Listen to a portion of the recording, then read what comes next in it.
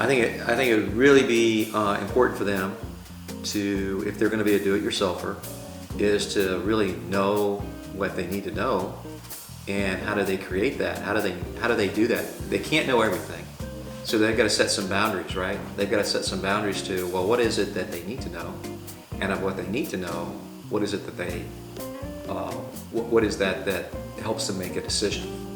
So we got to set up guidelines to help them move forward the way they want to move forward, right? To filter through the information. Yeah, filter their information and just help them understand. I mean, everything that in life, success is built on some sort of boundary, some sort of, I mean, think about it. The guy's an entrepreneur. He goes to work every single work day according to a schedule. A successful entrepreneur has a schedule. Most people wake up. Who's that guy? Sends out the Twitter thing. It's 4:32. Jocko Willings. Yeah, it's 4:32. I saw it the other day. It's 4:32. Are you ready? Time to attack the day. Yeah, it doesn't matter. Go. It doesn't matter if you're ready. Go. So, in other words, schedule is really important to him. Take advantage of the time is really important to him. So, successful businesses have work schedules. That's a boundary. The difference between a prairie and a pasture is a fence. That's a boundary. The median between lanes going south and lanes going north, and lanes going east and those going west, that's a boundary. It helps you be successful. It helps you get to where you want to go. So, in the process of deciding to do your own investments, what are your boundaries? If you don't have boundaries, you're bound to do anything, and anything is not the right thing, right? To do the right thing is to know you, to know your goals, to understand your limits, to understand the limits of the investment, to understand your limits of time. Put all those things together, all those things are boundaries. And so I think that the biggest thing that we need to know is that these boundaries are not just, they're not constraints or just constraints. They are also part of the creative process. If you know where you're not supposed to go, then you also know where you're supposed to be. And if you know where you're supposed to be, now you can make the most of it. Now you can concentrate. Now you can begin to drill down and really figure out what it is that you need to accomplish.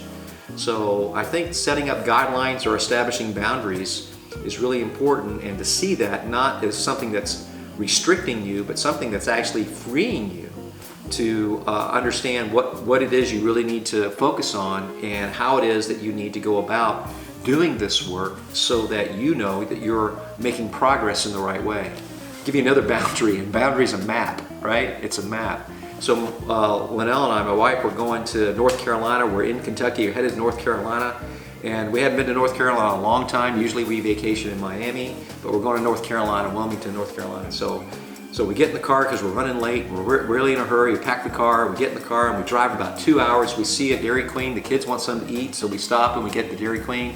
And while we're sitting there, we realize we've gone 2 hours south on 65. We haven't headed east whatsoever yet. And that means we've gone the wrong way. So, making progress, there's something more important than just making progress, right? Than just moving. Yeah, than just moving. It's about making progress on where you need to be. Where did you start? Where are you going? And what's the best route there? And maybe not maybe, but you got to set up these guardrails, these guidelines, these boundaries to keep you on that path, if you believe that's the real path for you. So I think that you ought to give that some thought. What are your boundaries? When we talk about, as it relates to the financial planning and retirement and all that, what's an example of a boundary that you would give a client, for instance? Okay, so you want to invest your own money. So how do you know this investment A, B, C, or D is the right investment for you? Maybe a little bit of all of them. And how long are you supposed to wait before you declare that path to be a success or a failure? And how much money should you put into it or those things, to one thing or four things? And all these things are really expressions of boundaries. It's like we have to make sure that we give everything an honest shot, and that taking that shot is being honest with ourselves, and that the amount of money we put into it is being honest with our future, and that we have done the right thing. So that would be an example of boundaries. You need to know whether these investments are truly appropriate to you. What are the guidelines that decide that? You need to know how much money should go in there. What are the guidelines that decide that? You need to know how long you should wait before you move it again. What are the guidelines to decide that? They're all there. It's not like you have to make them up. They're there. They're there for you to see. You just have to want to see them. And that's what a do-it-yourselfer is going to learn how to do.